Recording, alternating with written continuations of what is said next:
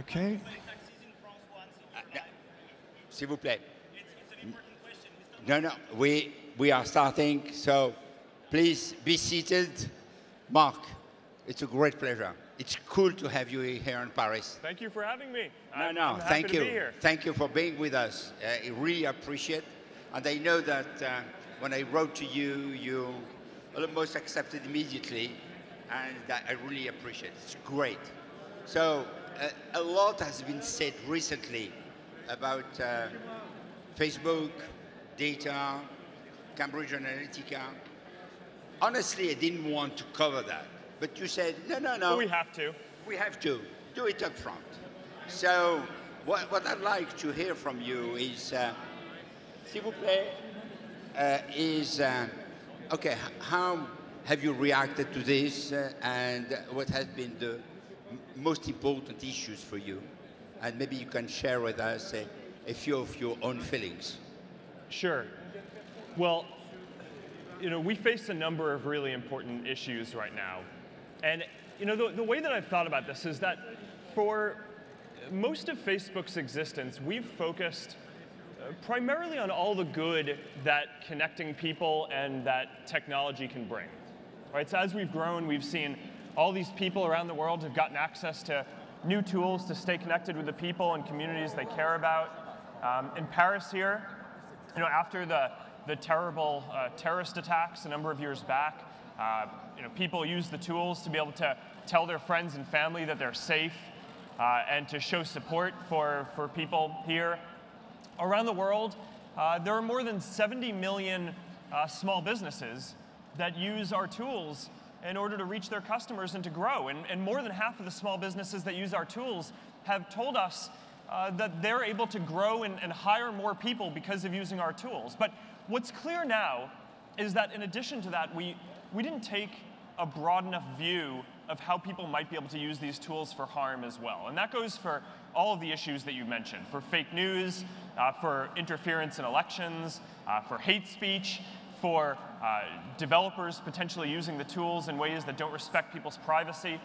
So we need to take a broader view of our responsibility to make sure that we're not just reacting to issues as they come up, but we're out there trying to prevent any issues from happening going forward. If you look at, for most of the company's history, the way that we've dealt with bad, inappropriate content or bad actors is reactively. Right? People can go on Facebook, they can say what they want, and if there's an issue, then someone in our community will flag it to us and we'll try to look at it. And I don't think that that's enough now. With the current issues that we see around hate speech and fake news, we need to be building systems using AI and other technologies that can go out and detect this stuff proactively.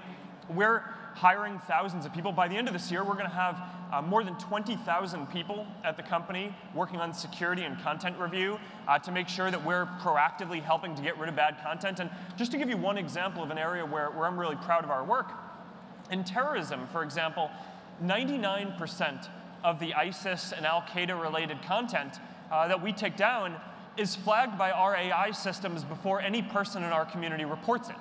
So that I think is a big deal and is an example of the kind of work that we can do using AI systems, hiring thousands of people to be more proactive. And then when you look across the other issues that we face, whether that's protecting election integrity, making sure that countries like Russia can't interfere in other elections like they tried to do in the 2016 US elections. We just have a lot of work to do here, and we're confident that we can get in front of this, but this really is the top priority for the company right now, is making sure we do a good job on this. Good. So we will continue on something else, which is a bit different. It's your second visit in Paris. The first one, that was for the EG8, and we had already, I had no at that time, we had already an interview together. It was fun. It was really fun. When you look at what happened in 7 years, from the EG8, where we went to Deauville to see Obama, Cameron, Merkel, Sarkozy, etc., you have seen France, you have seen the tech evolving. What are you feeling now, or your analysis about what has happened during this period of time? How do you see the evolution of Facebook, the tech scene, and including our own country. So in France specifically, or around the world? I mean, around the world when it comes to technology, because if it's France, it will take only 30 seconds to answer. And in France, what you have seen in this lapse of time? Sure. So around the world, I think the big transition that the tech industry is making is making sure that we take more responsibility, right? And this is really Facebook's big theme, is that it's not enough to just give people powerful tools and say, hey, on balance, we think people are good, so the tools on balance will be used for good. Now we need to go even further. We need to make sure that we are proactively amplifying the good that people do and working to mitigate the bad. We now know that in addition to using our tools to give people a voice and to connect, that you're going to get bad actors, folks like the Russian groups that tried to interfere in elections using fake accounts. So now we need to go out of our way to build AI tools to proactively take down tens of thousands of fake accounts leading up to elections to make sure that there's no kinds of interference. And that really is a big theme for us. In Paris and in France specifically, the evolution has been very impressive, and it's quite different from that other theme, which is, the talent here is amazing. A number of years back, 3 years back, we started an AI center here, and it is now our biggest AI hub for research around the world. And we have 4 major hubs, one in our headquarters in California, one in New York, one in Montreal, and one here in Paris. And now, coming up on the 3rd anniversary here, because of all of the talent that's here in Paris and the great university system and just the focus on entrepreneurship and research, this has been the place where we've actually been able to be the most successful in growing a major research hub. So we're doubling down on that. One of the things that I've announced on our trip here is we're going to be investing another $10 million in our research center here. We're doubling the number of scholarships that we're giving to local universities to be able to fund the pipeline of AI research. So that way, we're not just hiring and growing the corporate sector here, but also contributing to growing the academic sector that's going to produce researchers for many years to come. And we also, in addition to helping to support universities, we also support universities with compute resources, because a lot of what a modern AI researcher needs to do is it's not just you're working on your laptop. You need access to data and compute resources to do this, and we think it's important that people can do this both inside companies like Facebook, but also at universities as well. So we're doubling the investment that we're making there in the local universities as well. But overall, what we see is that there's just an amazing amount of talent here. The attitude towards entrepreneurship is really great, and we're very positive, and we're optimistic to keep investing here. Great. You know that Yann Lequin will be speaking tomorrow. And he's right here. Yes, and he's speaking tomorrow. Absolutely. And we are expecting him to tell us a lot about AI. Mark, you have seen yesterday during the meeting with President Macron about Tech for Good, how much France is changing and investing and demolishing the barriers and changing people's mind regarding how to invest, to be aggressive in terms of creating startups and growing those startups. You have created one of the most iconic startups in the world, something which is absolutely fantastic. And today, if you had to give a piece of advice to somebody who is starting up his business, what would you tell him, particularly if he or she is French? Well, I think my advice would probably be the same no matter where you're from, which is you really should focus on something that you believe in first. Right? There are a lot of people who have this idea that they want to start a startup. I actually didn't. That's not how I started Facebook. I built something that I thought was important at my university at the time, and in sort of this funny twist, I remember my co-founder Dustin and I came out to Silicon Valley for a summer because we wanted to learn from all the companies that were out there, and we did that right after we started Facebook. And I remember having this conversation with him at the time, which was, one day maybe we'll start a company. Surely Facebook isn't that. That's just this project that we believe in that we think is good. But maybe one day we'll start a company, so we'll learn from all the startups here. And the funny thing looking back on that is if you go into this process with the idea that you want to start a company, you are more likely to get stuck with an idea that maybe it's a good idea, maybe it's not, but you probably won't have the flexibility to, once you start hiring people, it gets harder to pivot and move in different directions. Whereas if you just start doing something because you believe in it and think it's good, and stay relatively lean until it's working, right? And there's clear demand, and you know that people want the thing that you're doing. I think that that's how most of the really big and important companies end up getting built, right? Because again, if I just decided that I wanted to start a company, I tried doing, I had 100 different projects before Facebook, and if I had kind of committed and raised money around any of those. You still have one that you can share? Yeah, well, tell us a good one that somebody can start. Well, now, I try to do a lot of the stuff through Facebook, but I mean, these days I think it is a better entrepreneurial environment now to start things than when I was getting started with Facebook. When I was getting started, there was no AWS, right? You wanted to go build something, you had to go configure your own systems and build out your own backend. There was no Facebook ads to get distribution for your apps. The markets were a lot smaller, right? So now there are billions of people that you can address and that you can reach around the world. Still, by the way, the majority of people in the internet in the world are not on the internet yet. So that's going to grow even more over the next decade. And one of the important responsibilities that I think we all have is to work to make sure that we get and help everyone get on the internet. But as that happens, the market for what you as an individual entrepreneur can reach is growing to be many billions of people. So yeah, there's a lot of competition now. The market is growing, but I think it's a great time to try building something new. And I would just encourage people to focus on building something that you believe in and stay flexible and don't overly commit to doing that thing or to commit to an idea until you know that it's what you believe in and it's going to be something that is going to resonate with people. I thought that's great because I want to do my own startup because I'm starting to have the age for that. So I will take your advice. Mark, we are on the eve of GDPR. GDPR is tomorrow. You had the issue that we discussed a little bit. I'd like to put two questions regarding GDPR. GDPR was born in Europe. And from your standpoint, why do you believe that the Europeans are more concerned about privacy than in many other parts of the world, including the US? And the second is, do you think from what you have seen, and I know that you have spent a lot of time looking at GDPR, if GDPR is the right regulation and the right system to put in place? Sure, well I think everyone cares about privacy, right? I mean, that's not a European thing, that's a global thing, and this is a really important point for everyone.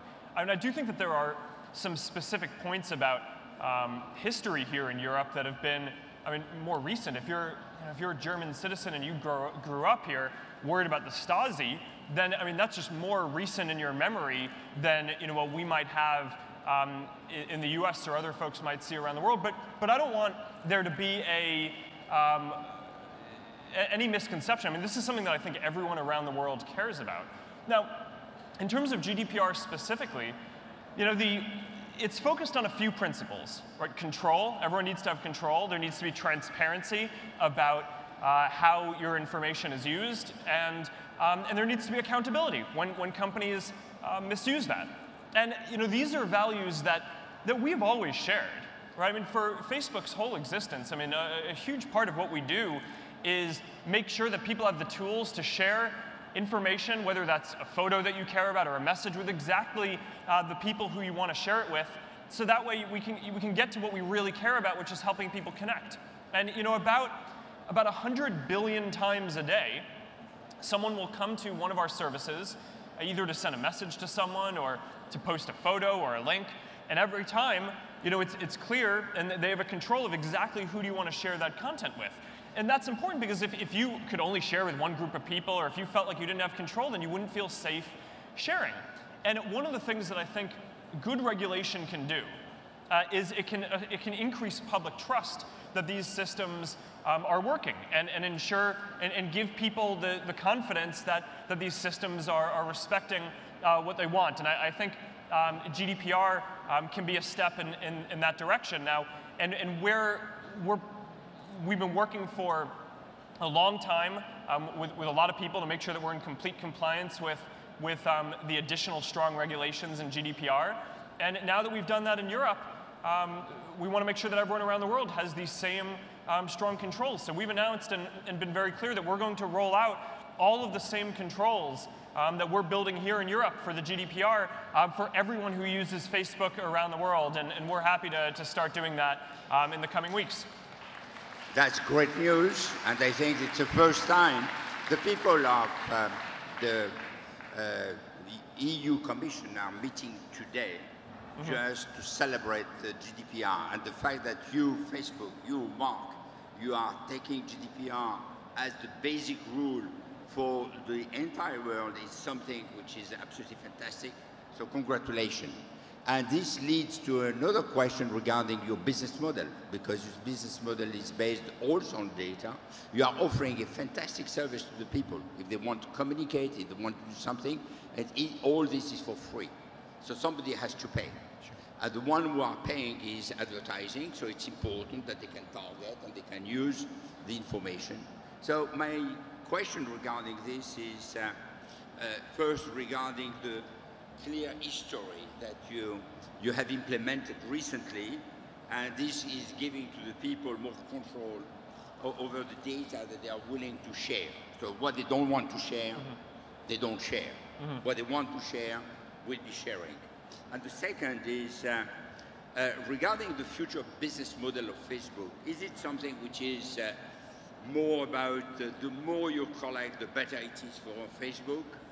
And do you think that GDPR will have an impact on your own business model, and what that business model might be in the years to come? Sure. So the mission of the company is to help people build community and bring the whole world closer together. Right? We want to be able to connect everyone. And in order to do that, the ads model is the right business model for us because it allows us to offer the service for free, including for people who wouldn't be able to afford to pay for a paid service. So if you want to have a service that's serving everyone and that is connecting everyone, having something that's free and that's ad supported, I think, makes a ton of sense. In terms of data use, you mentioned Clear History, which we announced recently and will be rolling out soon. You know, the basic idea is throughout our services, we always give people control over how they want their data to be used, but the idea is that in things like ranking your news feed to make it better or showing better ads, people want us to use data in a way that they're comfortable with in order to make these services better. All right, so you know, Clear History was really inspired by what you have in a browser today. In your web browser, you know, almost every website needs cookies to work properly, but you have the ability to clear your history if you want.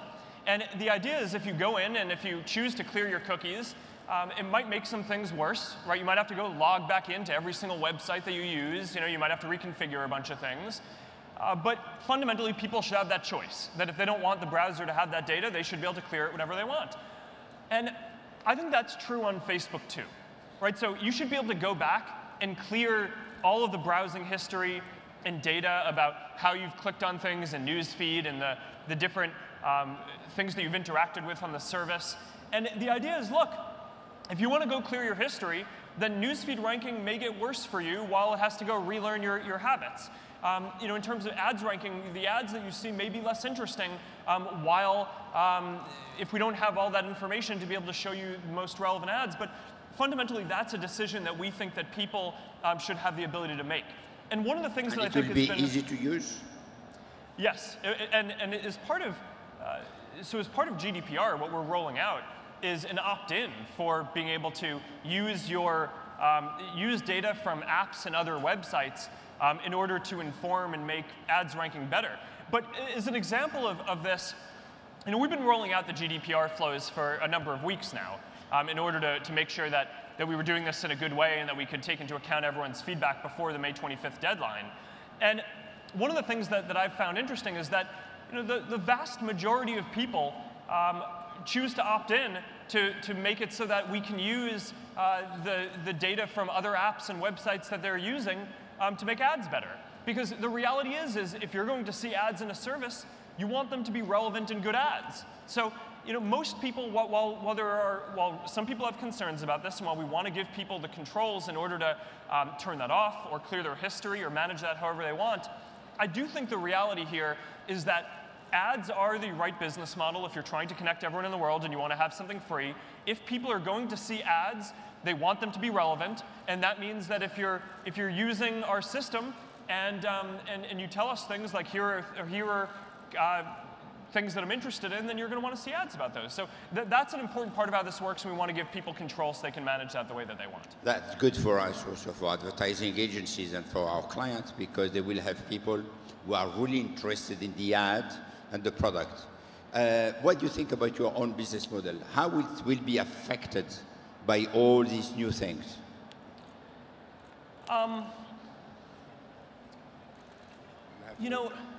That's mine. All right. It's yours. Everything is yours here. Because giving people control of how their data is used has been a core principle of Facebook since the beginning. That GDPR adds some new controls and some areas that we need to comply with. But overall, it isn't such a massive departure from how we've approached this in the past. I mean, I don't want to downplay it. There are strong new rules that we've needed to put a bunch of work into making sure that we comply with. But as a whole, the philosophy behind this is not completely different from how we've approached things. So, our goal is to make it so that people can connect with the people who they care about and can interact in the ways that they want.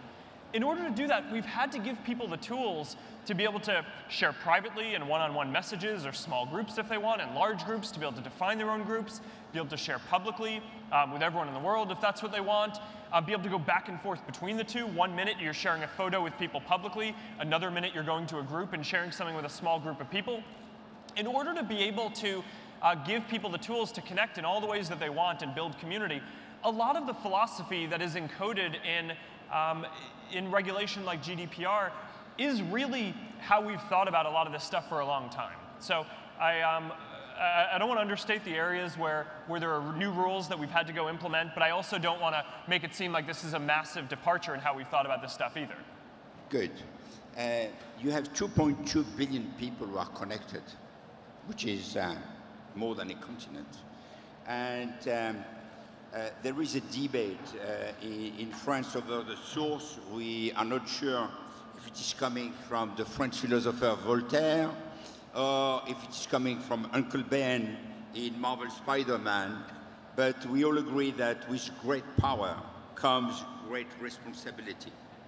You have taken actions down the road already, and you want to invest more in order to make sure that your services are used for good. So maybe you can elaborate a little bit on this.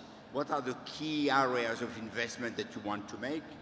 And how do you set, and not only set, but update guidelines in order to make all these rules relevant for everyone?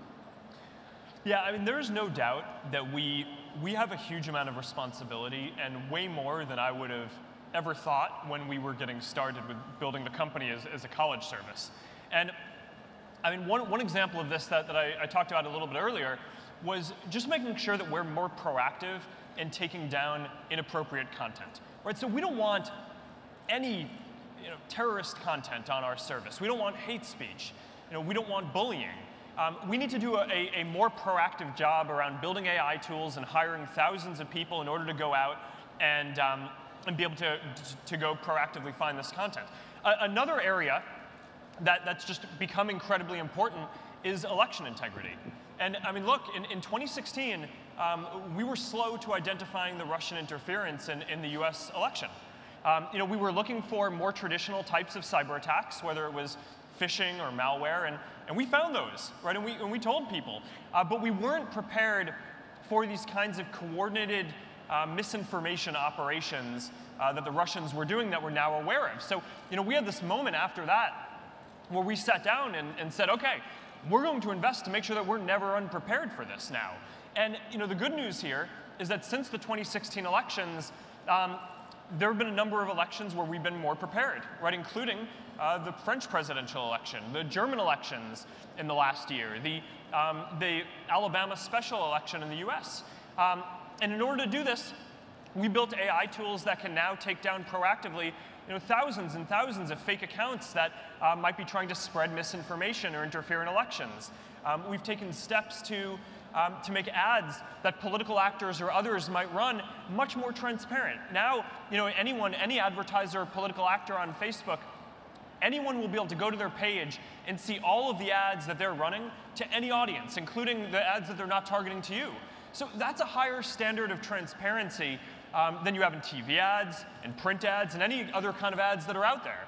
So there's a lot more that we need to do here, but we're really focused on this. I mean, look, 2018 and the next 18 months and coming into 2019 too are incredibly important years for elections. You have the EU Parliament elections are coming up in 2019. You have the US midterms later this year, elections in India and Indonesia and Brazil and across Europe. So we are very, very focused on this. And if you'd asked me 10 years ago, was this going to be something helping to protect the integrity of elections that Facebook, that our company was going to have to focus on, it wouldn't have been on my radar then, but now it absolutely is, and we are going to do everything that we can to make sure that we make it much harder for the Russians or anyone else to try to interfere in elections like they've tried to in the past. Are you in friendly terms with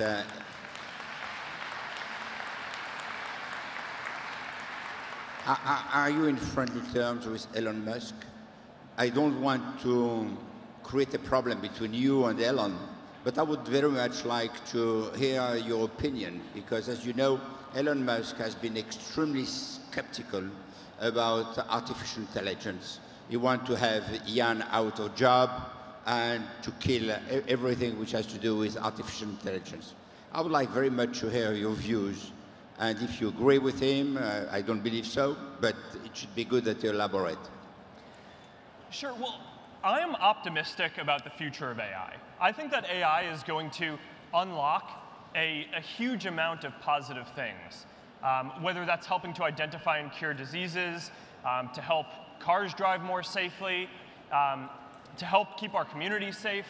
And look, I actually think that recently, I've heard Elon making a lot of the same points on this that I've been trying to make for a long time. And I know he's dealing with an issue right now around, he's had a number of real incidents around car accidents, and he's had to deal with this issue where you have a lot of AI critics who come out and say, hey, is this too dangerous? And I think he's making a point that I really agree with on this, which is that, look, over the long term, if we can get to a state where we have good self-driving cars, one of the leading causes of people dying is car accidents. And if we can get to a state where we have good self-driving cars, then that is going to potentially massively reduce one of the leading causes of death and is a very important humanitarian thing that needs to be done. Now, are there going to be issues along the way? Of course there are. No technology comes out fully formed, and we need the pioneers to be able to go work on this and take the issues seriously in order to be able to make forward progress and get to the state that we want.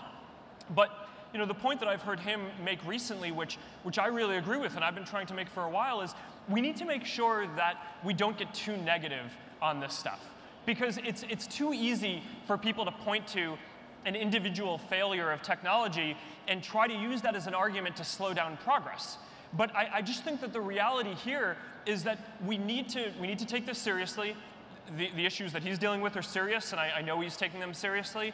There are a lot of serious issues around AI ethics and making sure that this develops in a positive way for the future. That's why Facebook has a big effort on AI ethics that we're very focused on, as well as we develop AI going forward too. But fundamentally, I just think that AI is going to unlock so much good around helping to cure diseases, to keep people safe, to keep our community safe. And I do think that if you want to be out there saying that we need to slow down progress on this, then I think if you're doing that, you need to own some of the responsibility that every day that goes by that we don't have cures for those diseases or safer self-driving cars, you know, I don't know that that's necessarily doing the world a service. So that's my own personal stance. I'm very optimistic on this, but we need to take the issues seriously, which I do think the industry is, and make sure that we move forward towards this greater good. Mark, I'd like to come in something which is a little bit more personal. I remember when we met in 2011, you were sharing, when we were flying to Deauville, a few of your tips, and you were telling us that you were, since 2009, having a personal challenge every year. Mm-hmm. So maybe you can share with us not only what has been your personal challenge for 2018, but as we are almost in the middle of the year, how you are doing with that challenge, and what would be the area of the next challenge for either the rest of the year or the year coming? Yeah, so you know, every year I've tried to take on a personal challenge, and the idea is that, and if you're running something like Facebook, it can really take up all your time. And in order to just make sure that, and it should take up a lot of time, and it's obviously a very important thing, but in order to learn new things and stay well-rounded as a person, I've always wanted to do different things as well. So I've taken on these challenges ranging from learning Mandarin one year, which, by the way, you can't really do in 1 year. Maybe you can if you're good at languages, better at languages than I am, than if you live in Beijing. But I tried to stick with it, but it took me a little more than a year on that. And so, you speak Mandarin? A little Mandarin. There is someone Mandarin in the room? Well, all right, so some of the other challenges have just been running a lot, right? Just making sure I'm in good shape. That way I built an AI to go run my home, kind of like, you know, if you've seen the Iron Man movies, Tony has this Jarvis AI that he uses to run his house. I built something that is a much smaller version of that. So this year, though, I just felt like there were so many important issues that we faced to make sure that we are doing everything we can to protect the community at Facebook and keep people safe, that I felt like we needed to make sure that I was just putting 100% of my effort on that. So, so my real challenge for this year is to do all the work that we need to do at Facebook to make sure we do a better job of getting all the bad content off, to make sure that we're protecting election integrity, to build new tools for data protection, for all the things that we've talked about so far. But also, I want to make sure that I understand more and learn from experts in all of the fields around how to think about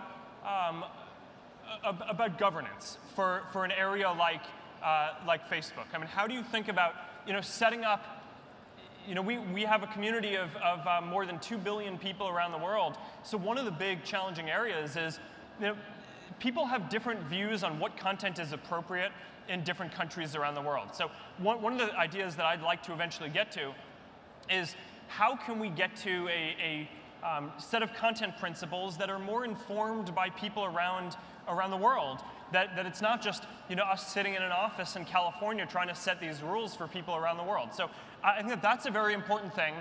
It's something that I've tried to focus on a lot this year by meeting with a lot of different academics and folks in government and civil service around the world to try to learn from this. And hopefully in the coming 6 months and maybe the next year, because sometimes these things take a little bit longer, come up with some models for having some more community-oriented governance. And you know, one example of this that I hope to have soon is around having an appeals process. Right. So right now, you know, we build the rules for what content should be allowed in the service, and if we decide that your post is hate speech, then we take it down.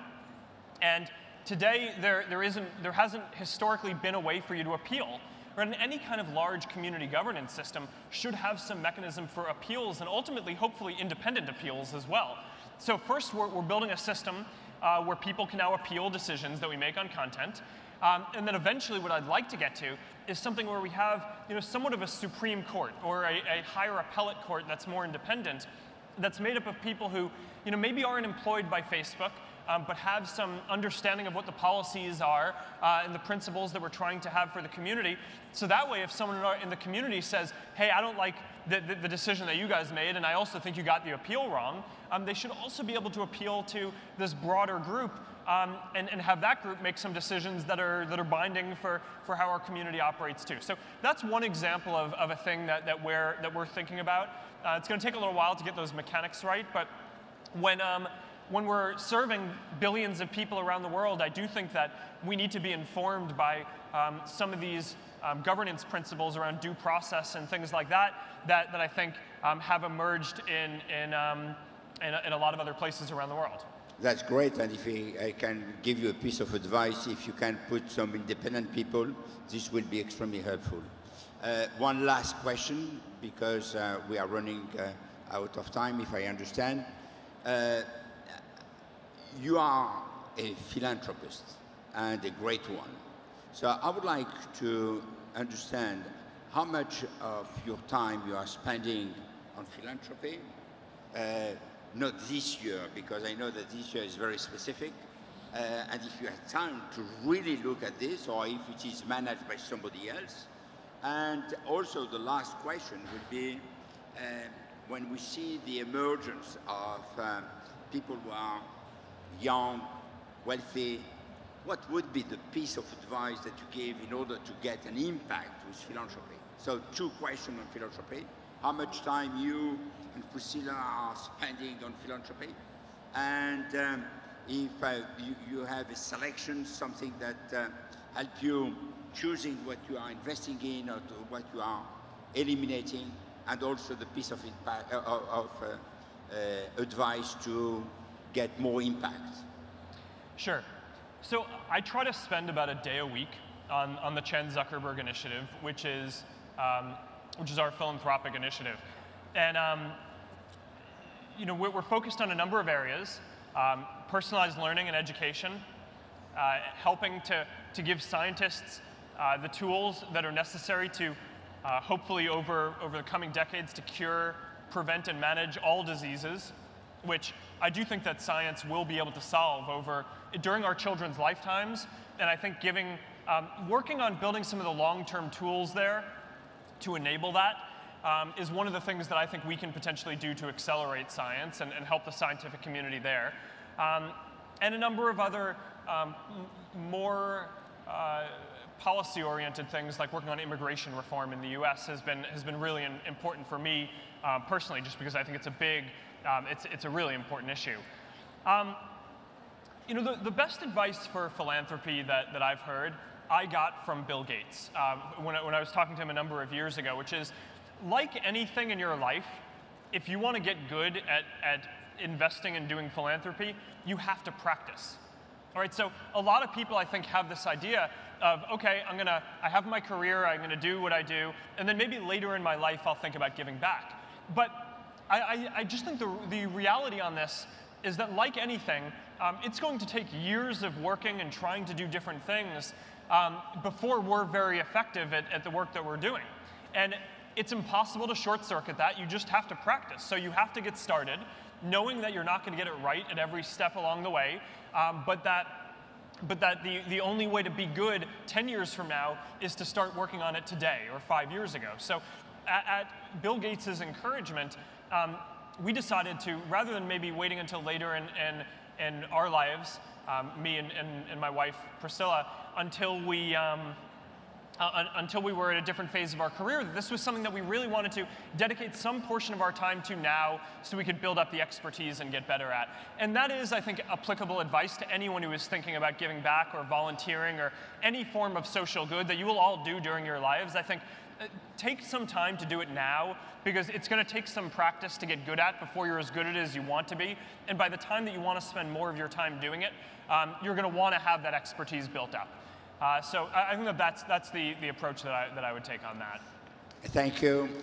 Mark, you have been fantastic. Thank you. Thank you. You have been generous with your time. Thank you. And great. Thank Mark you. Zuckerberg. Thank you. Yeah, happy to. Thank you, Mark. Thank you. And thank you, Maurice.